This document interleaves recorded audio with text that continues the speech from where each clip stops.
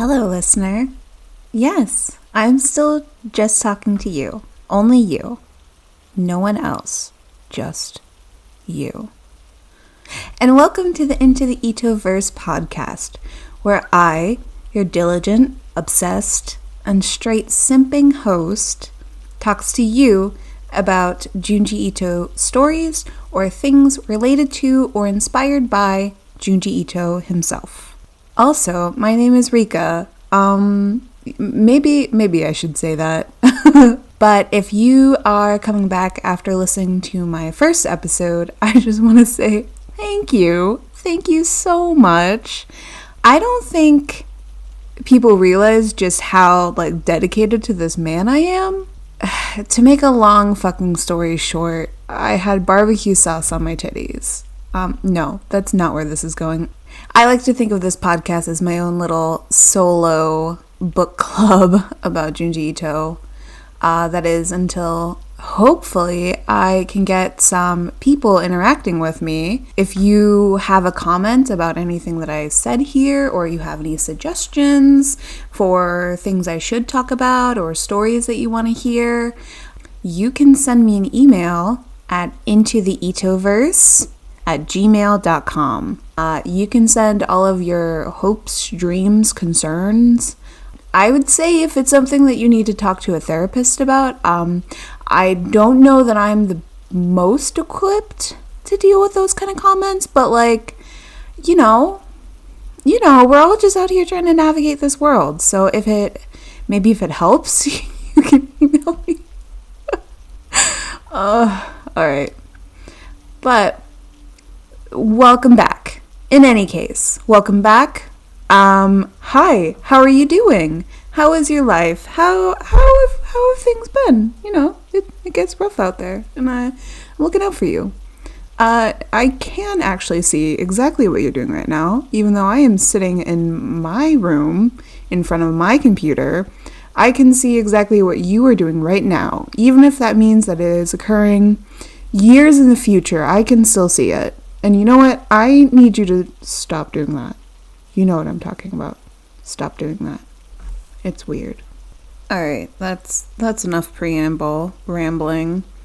So the story that we are going to get into today, as you saw in the title, is called The Licking Woman. And this story you can find in the collection called Venus in the Blind Spot. This is one of his anthologies of a bunch of his short stories. So there are a few like this. So last time we talked about The Hell of the Doll Funeral, which was included in the Frankenstein book. So the Frankenstein collection is actually a unique one in that I would say maybe 60% of the book is just the story of Frankenstein. But then the rest are some shorter stories. So The Hell of the Doll Funeral being one of them. There's two stories about one of Junji Ito's dogs.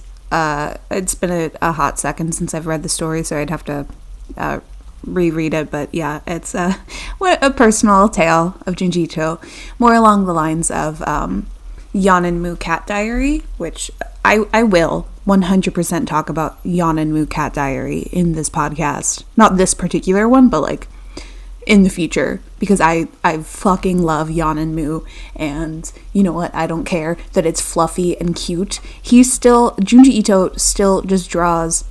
He can draw cute cats, but then he can also draw fucked up looking cats. And you know what? We love that. We love that for him. But Frankenstein also has a few other stories. We're introduced to a character that has popped up in a lot of earlier Junji Ito. His name is Oshikiri, and he lives in a haunted house. And he lives in a haunted house, and hijinks ensue. He is one of Junji Ito's repeated characters, but only really earlier in his career. And actually, you can tell that the art style is very similar to that of early Tomie, which Tomie was what got Junji Ito started on drawing manga. But that is a story for another time. I have quite a lot to say about Tomie. You know what? I don't know why I'm getting this in depth talking about the Frankenstein book, because that's not even the book that we're getting into in this one. Okay, so let's... if you heard that was me throwing my Frankenstein book onto my bed, because I realized I didn't actually need it, and I don't know why I dug myself into this hole.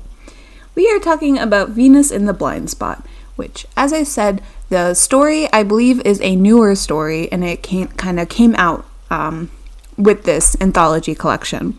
So this is closer to a true anthology collection, which Junji Ito has, at least the Viz Media produced anthology collections, because most of Junji Ito's work was actually put into Junji Ito collections, which I have one copy. There are multiple copies, but they're mostly in Japanese.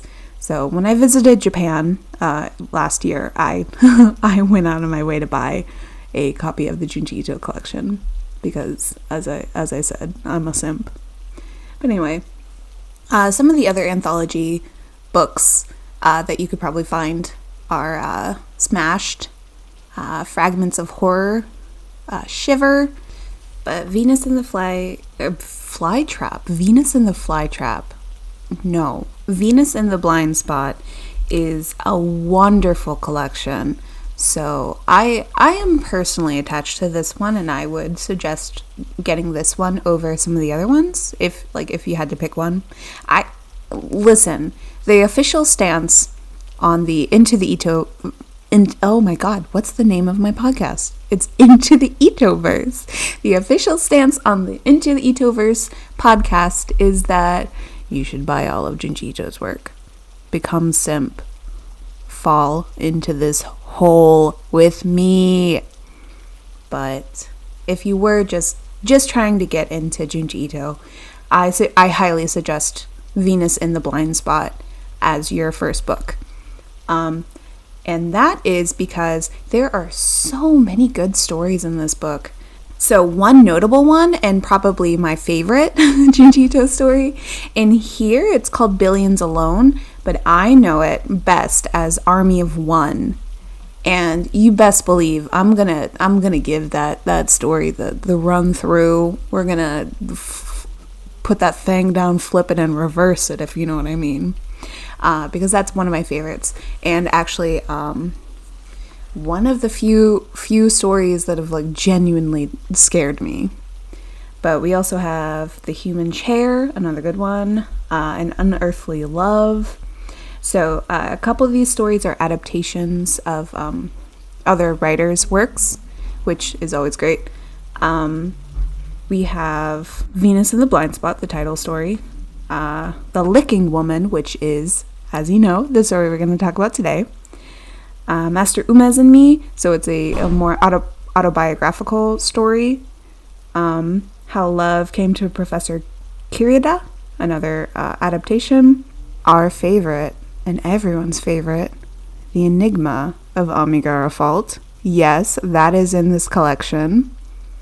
And then two more. The Sad Tale of the Principal Post, a very short one. If I talk about that one, it'll probably be more of a collection of the shorter stories. So last episode was a bit of an anomaly. That was just me introducing myself and all that. But stories that are as short as Hello Dolly's Hell of the Doll Funeral, I will put with other stories. And then there's Keepsake. So all of these stories are very good.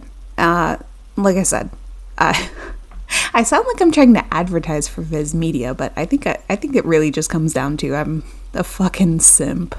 We are going to talk about The Licking Woman today, which is another one that I remember reading back when I had only the scanlations. And as far as I can remember, that was the working title then too. So jumping right on into this story, it starts right off the bat with this beautiful full color image of our main antagonist, not protagonist. Hi, welcome, English 101. But here is a lovely full color picture, predominantly blue, and it has our antagonist, the looking woman, looking back, and oh no, guess what's missing? She ain't got no irises or pupils. It's just all white, baby. And she has a cute little scrunch top dress on. She has a little pink purse. Her hands are all in that creepy position. Ooh. Okay. And so actually the first few pages, which is something that you'll see, which is partially why I recommend buying these collections, is that you can see all of these wonderful full color images. So when you see them in scanlations, you'll notice that they are a bit more, the grayscale is up. It's clear to tell that you are getting a black and white copy of something that was in color. So like I said, when I read this as scanlations, I didn't know that it had color. Anyway, so we're setting the scene. It's all very blue, very hazy, and we get our setting of the scene. So our narrator says the night was a little warm, the air humid. Then you have, so we can tell that it's very windy. And we see this guy walking, and he makes a comment saying that the breeze feels gross. It's just one of those like sticky, wet summer days. I personally hate summer, and I hate humidity. And I used to live in Korea, South Korea, for a year, and I can tell you that the humidity in South Korea and is very similar to the climate and humidity in Japan. And I can tell you that the 100% humidity sucks ass. It does feel bad. It feels real bad. But we see him, and he hears a sound, and he looks behind him, and he sees a woman in a dress, and her hair is blowing in over her face, so you can't see what she looks like. And then we see just a little touch of her face as the panels progress, and she's kind of wobbling towards him. She almost looks like maybe she's drunk, she's stumbling home from the bar, and our main boy is a little nervous. And then we get a really good picture of her eyes, and we can see they're dark, they're kind of sunken in looking. And then we get a close-up of something through her hair. It looks gross. It looks like it's you know what it reminds me of, actually? So in Jurassic Park, when the Triceratops is sick, and Ellie Sattler is looking at this Triceratops's tongue, and she pops a little pustule on the tongue. That is exactly what this picture reminds me of. So spoiler, this is her tongue, and it looks funky. It looks fucked up. And then we turn, and a scream heard around the neighborhood. And then the next panel is our dude is ringing the doorbell, and a girl with a dog. And so oh, that must be Tsuyoshi Pion. Okay, I'm coming. So she eagerly lets him into her house, and she makes the remark, Tsuyoshi, what's wrong? You're really pale. Yeah, Miko, it's nuts. On my way here, this weird woman licked my face and my hand. Huh? What? I mean, obviously, how would you respond if somebody said, yeah, I got licked on my way here? Shit's nasty. Don't lick people. I know you were thinking about it. Don't do it. And she goes on to say, gross, that's so creepy, what a weirdo, which obviously. And she encourages Tsuyoshi to report it to the police. But Tsuyoshi kind of brushes it off. He's like, yeah, whatever, well, it's not a big deal. Then he goes to pet the dog, Pion, and Pion licks him, and he gets weirded out. He's grossed out. And he's saying, that maybe it's because I got licked by that creepy lady. And he says, I'm all sticky. It's that woman's spit, so gross, and it smells terrible. Miku, mind if I jump in the bath? I'll run one right now. Which, yeah. You know what? Same dude. You and me on the same page. And then we get a blackout shot, and he's saying that there's something weird going on. It stings and he can't sleep. And Miku turns the light on. Clearly some time passed, like after his bath and all of that. Miku turns on the light, and we see that Tsuyoshi has this nasty rash on his neck and face and on his arms. So, where the woman would have licked him. And then Peon, the dog, is foaming at the mouth. It's bad.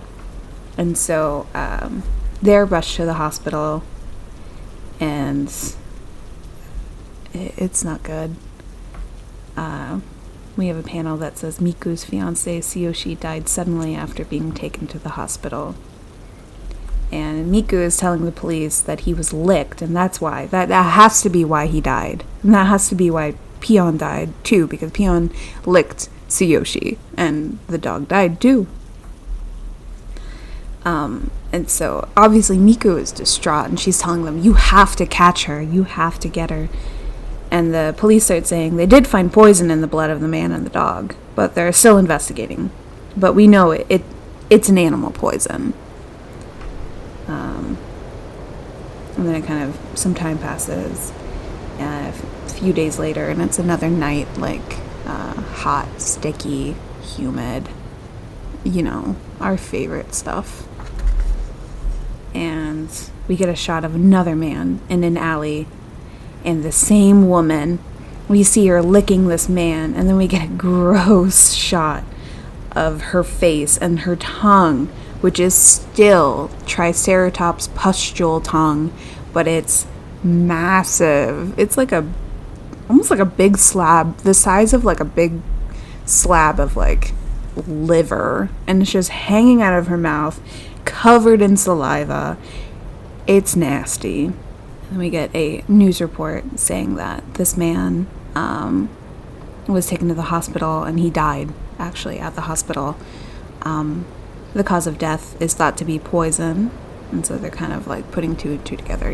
Yeah, this is another poisoning, and a report that somebody got licked.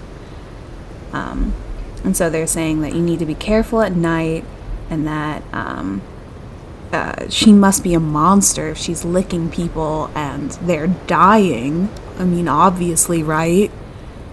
Yeah. And people are saying, no such monster exists. Maybe she was just born different. Honey, she built different, but not in the way we're thinking. There's also a thought that maybe she wears a film with the poison on it, and so she licks people, but there's a film on her tongue, so it's protecting her, but poisoning others. And they're saying that if you get licked, you gotta wash it off, like, right away, like, ASAP.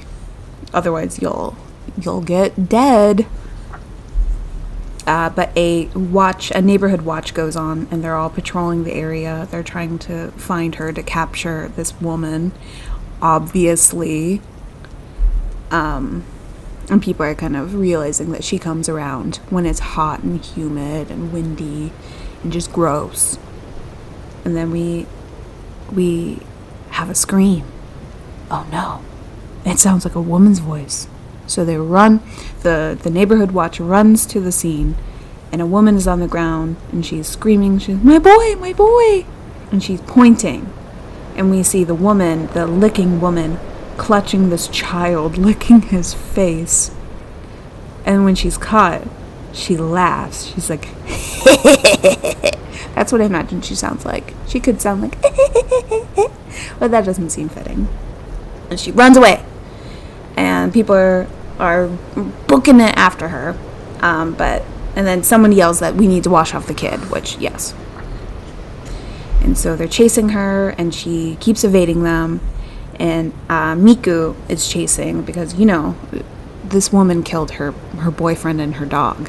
She's coming out for blood. There will be no survivors. And she's booking it, and then she runs down an alley, and then she sees her. And she yells, "Stop licking, woman!" And the woman twirls in what I can assume she thinks is very cute, but given that she's nasty, it's not. And she looks at Miku and then sticks her tongue out, her big, massive liver tongue. And Miku's scared, obviously, but she stands her ground. And she says, "You're not going to get away with this." And then the woman comes closer and licks her right on her damn face. Just licks Miku right on her face. It's gross.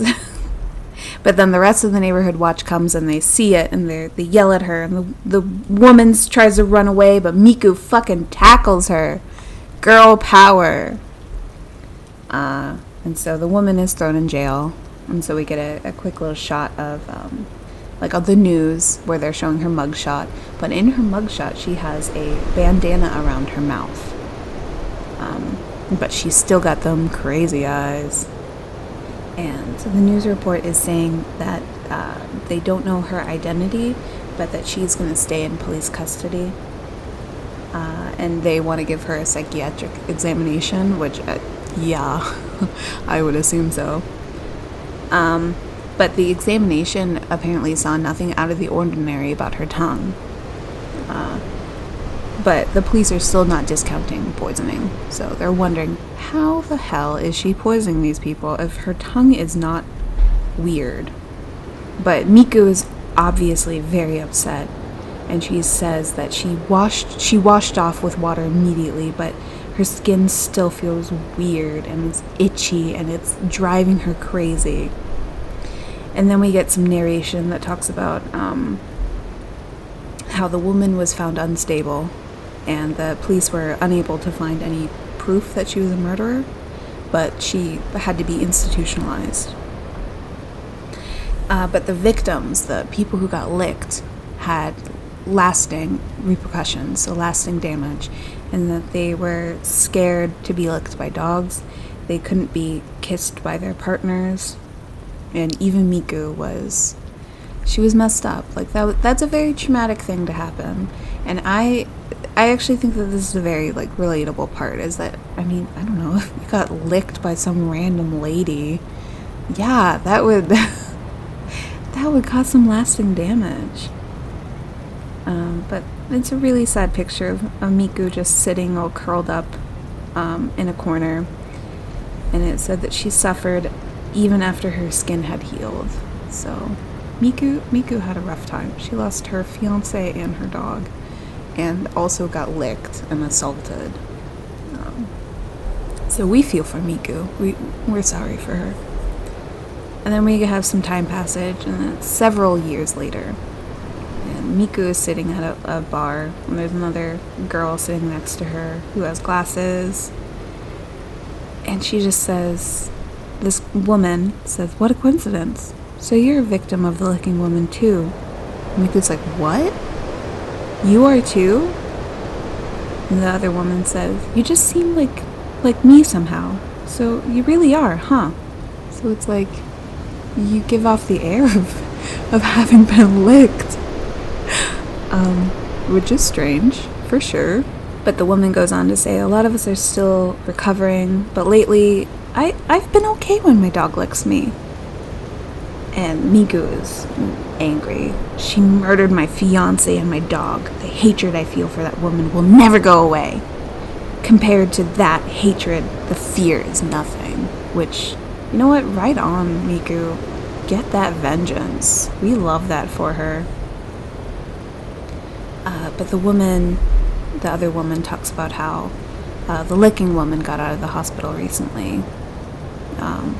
She says stuff about her symptoms got better after her treatment. But Miku's not having it. She says, "That woman's not human. She must have posed as a regular person when she was arrested. If they set her free, she'll only do the same thing again." Which is valid. That's a valid concern. And then the other woman says the magazine that said after she was discharged, they lost track of her. So the police were freaking. So that's not good. They lost track of this the poisonous woman. Would it be poison? Yeah, okay, yeah. I think it would be poison if it's on her. Whereas it's venom if it's injected into you, but poison... No, poison would be if you ingest it. I don't know. I want to say poisonous, but at the same time, maybe venomous. This venomous woman. But the other woman says that maybe it'll start all over again. Like, maybe she'll go back on a rampage. And Miku is set. If it does happen again, I'll kill her. Respect. Sometimes Junji Ito writes these strong female characters, and I'm here for it. But then they're talking about, the woman says, like, how are you gonna kill her? And Miku doesn't have an idea, but she wants to kill her. And then the other woman says, I have some potassium cyanide. What? She keeps going, we use it in the lab at my university. And Miku doesn't know, like, how could we get it in the licking woman? And the girl says, we make her lick it. She is the licking woman, right? And then she offers to share the cyanide and says that Miku just has to put it on her skin and get the woman to lick her. And obviously Miku has some reservations. She's like, won't that also kill me? But, it's hazardous, but if you're just putting it on your skin and not ingesting it, maybe you should be fine. Alright, struggling to turn the page, but we got it.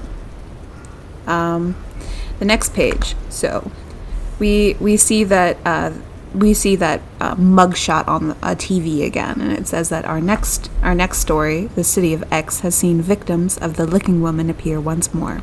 So far, 5 cases have been reported. And then we see an alleyway, and we see that it is humid and hot and sticky. And who do we see walking down that alley? It's our girl Miku. Love you, girl.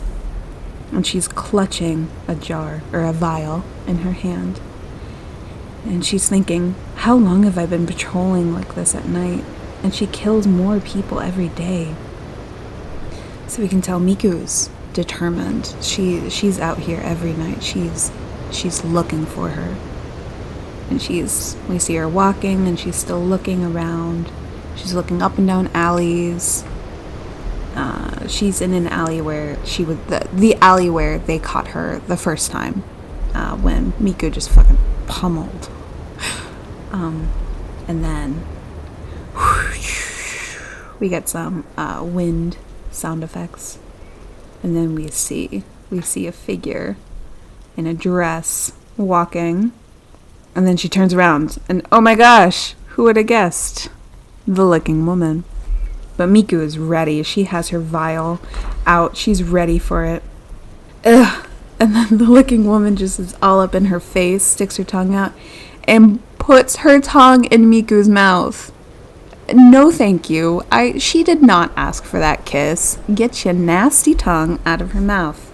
Miku turns away, but the woman is persistent. She's licking. She licks her face. She licks up and down her neck and her arms. And then she starts choking and hacking. Her tongue is protruding out of her mouth. There's some foam coming out. She's clearly in distress, having a bad time. And then she grabs the sizzling tongue and she rips it right out of her goddamn mouth. Just right out. Rips it out, and it goes plop and flopping around. And then the woman is just laying on the ground. We can imagine she's probably twitching. She's foaming at the mouth still. She's just like... I probably should have looked up, like, what potassium cyanide does to you, but, like, this is not good. You shouldn't be putting cyanide in your body, I don't think. I don't know. Maybe you take shots of it. But she drops her purse, and there's some things that tumble out. And one is a pair of glasses. Huh. Those glasses look a little familiar. But the gross part is that the tongue is still twitching. It's still bouncing around.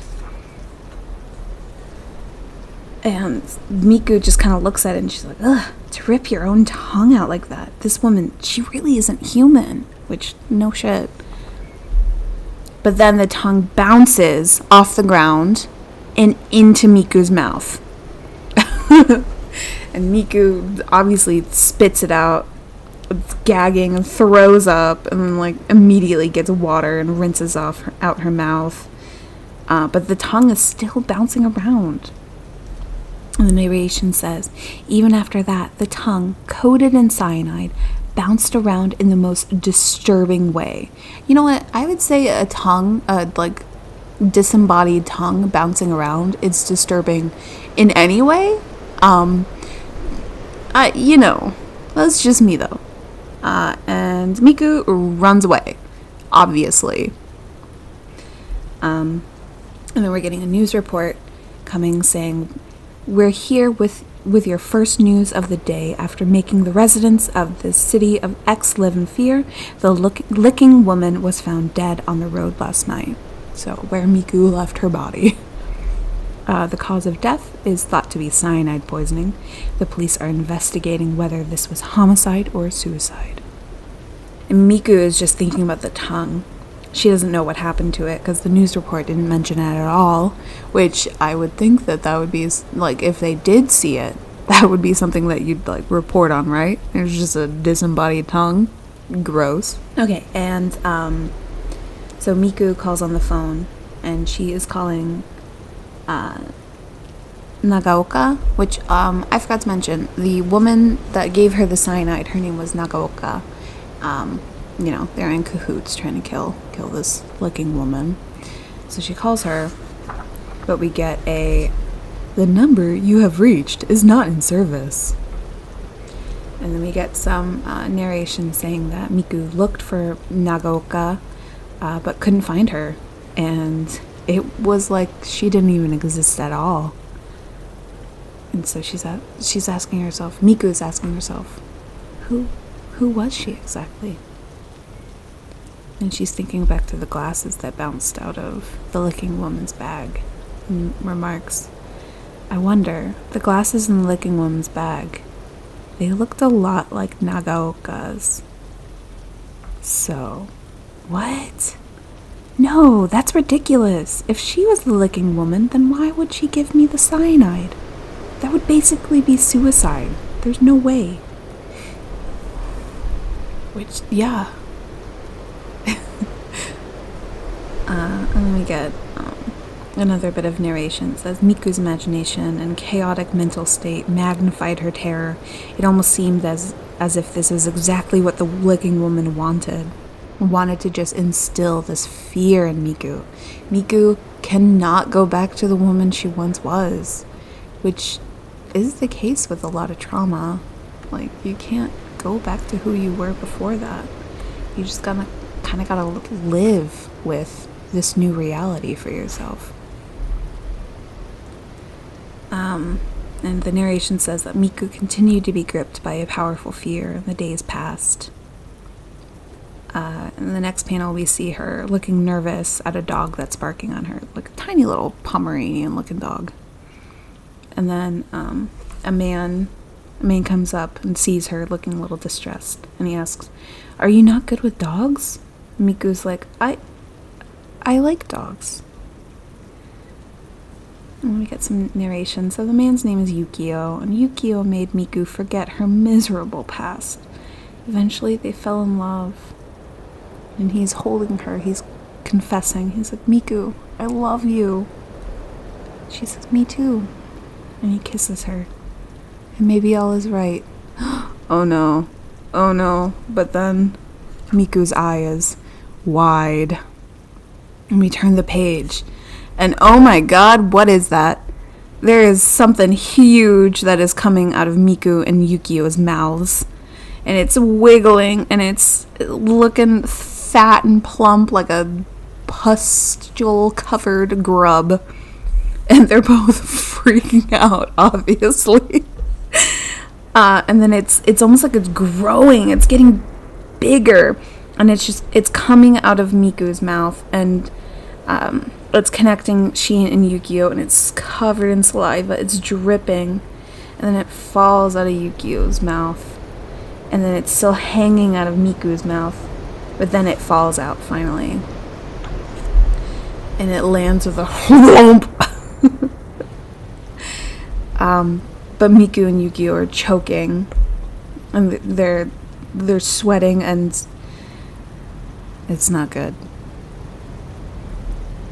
In our final panel, the narration says, after their bodies were discovered, potassium cyanide was detected in their blood. The person who found them testified that they had seen a giant tongue jumping around beside the bodies. But the police ignored this information. ACAB.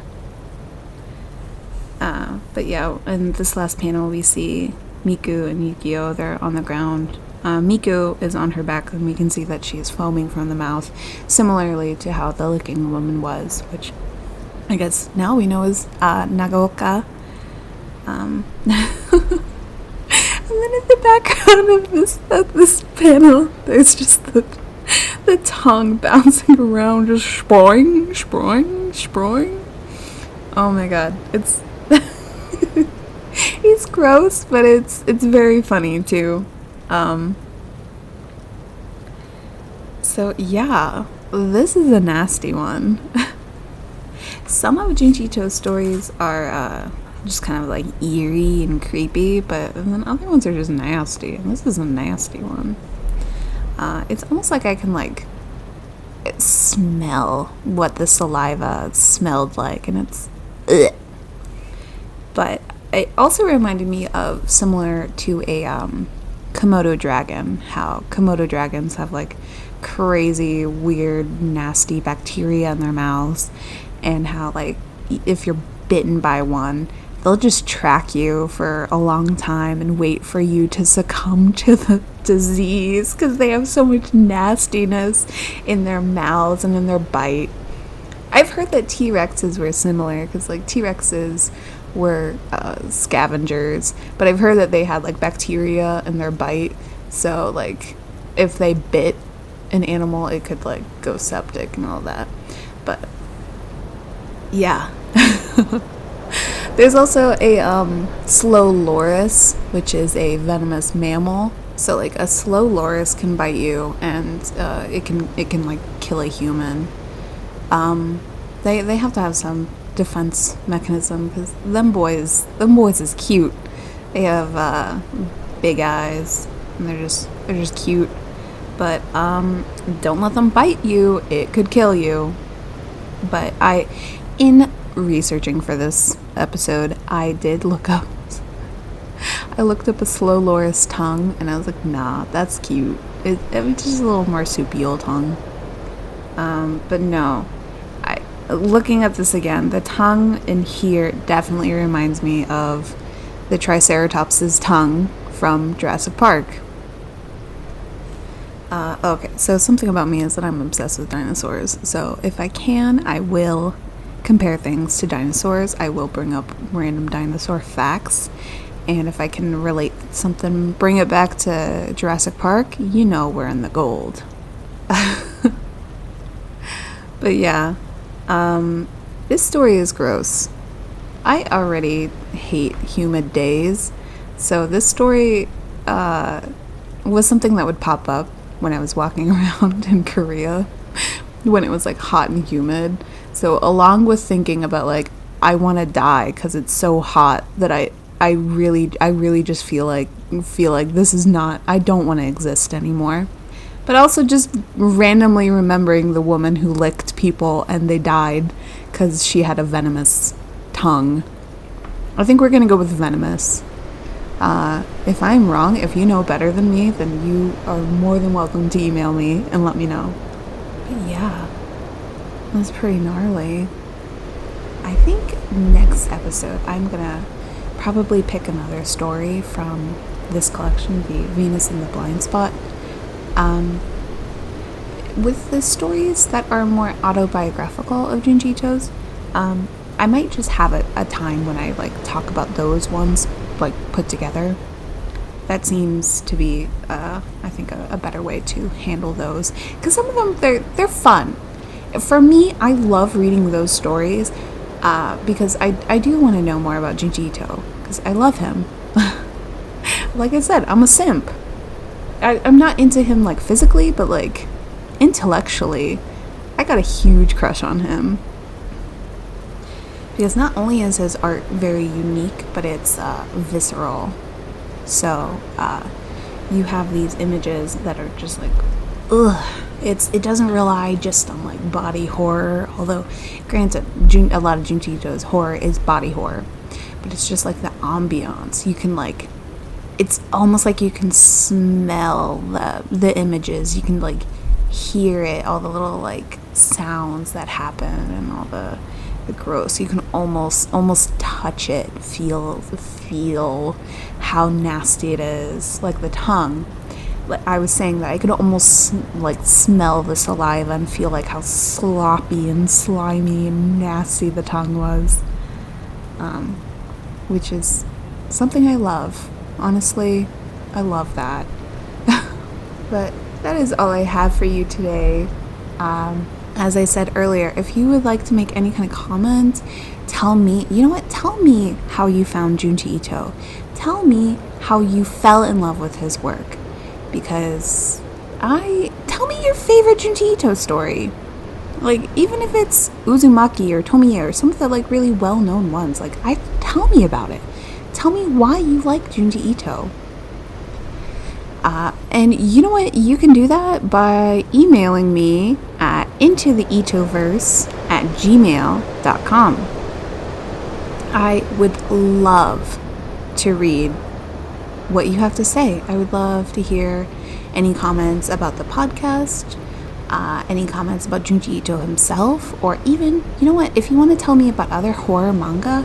So I need to read Drifting Classroom, which is something that time and time again Junji Ito has cited as one of his biggest inspirations, was Drifting Classroom by Kazuo Umez, which actually the following story in Venus in the Blind Spot after Licking Woman is an autobiographical tale of Junji Ito talking about his love of, he calls him Master Umez. So Master Umez and Me, which is just Junji Ito gushing, similarly to how I am here gushing about Junji Ito. So I do plan on at some point reading Drifting Classroom, and so that'll be like a first impressions style, because I have not read any of Drifting Classroom, and I know that is a multi-volume series. I believe that Junji Ito made his own, like, parody of, almost like a parody, it's like a fully standalone piece called Dissolving Classroom, which, again, as I stated before, I will get to it. But yeah, if you have any other suggestions of other horror manga, or even, you know what, shows that are heavily, you think, reminiscent of Junji Ito, I would be more than happy to talk about those. I'm also going to try to, at times, find parallel Courage the Cowardly Dog episodes, because as much as I love Junji Ito, I gotta dedicate a lot of my love to Courage the Cowardly Dog. That, people talk about that, like, traumatizing when they were little. Nah, that shaped me. I am who I am now because of Courage the Cowardly Dog. But yeah, I'm just rambling at this point, so thank you so much for spending time with me. Thank you for listening to me gush. I do hope that when you listen to these that you also read some of these stories, if you haven't, or maybe you can, like, remember those stories and reread them. I have reread everything of Junji Ito's. There is nothing that I have read only once. So there is merit in rereading. But I will end it here, folks. Thank you so much for listening, and I hope you don't get licked unless you want it. But refrain from dying from the lick, or refrain from poisoning somebody, venoming. That's not a word. Refrain from poisoning people when you lick them. Okay? That's all we ask. Okay, bye.